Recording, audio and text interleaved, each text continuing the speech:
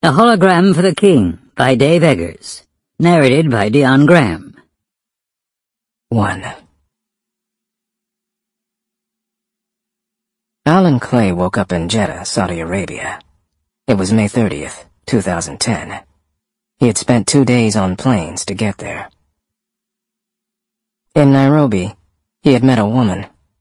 They sat next to each other while they waited for their flights.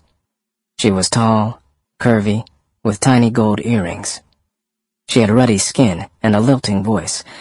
Alan liked her more than many of the people in his life, people he saw every day. She said she lived in upstate New York, not that far from his home in suburban Boston.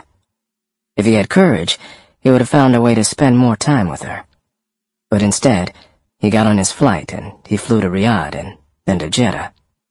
A man picked him up at the airport and drove him to the Hilton.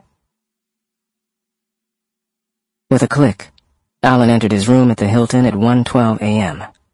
He quickly prepared to go to bed. He needed to sleep. He had to travel an hour north at 7 for an 8 o'clock arrival at the King Abdullah Economic City. There, he and his team would set up a holographic teleconference system and would wait to present it to King Abdullah himself.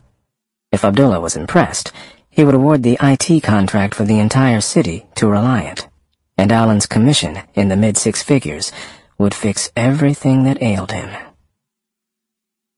So he needed to feel rested, to feel prepared. But instead, he had spent 4 hours in bed, not sleeping. He thought of his daughter, Kit, who was in college, a very good and expensive college. He did not have the money to pay her tuition for the fall. He could not pay her tuition because he had made a series of foolish decisions in his life. He had not planned well. He had not had courage when he needed it. His decisions had been short-sighted. The decisions of his peers had been short-sighted. These decisions had been foolish and expedient. But he hadn't known at the time that his decisions were short-sighted, foolish, or expedient.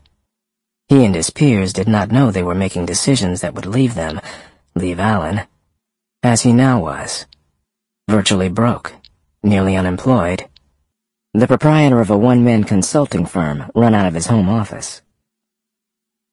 He was divorced from Kit's mother, Ruby.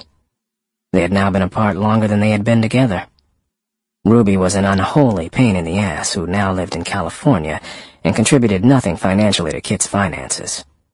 "College is your thing," she told him. "Be a man about it," she said. Now Kit would not be in college in the fall. Alan had put his house on the market, but it had... Sample complete. Ready to continue?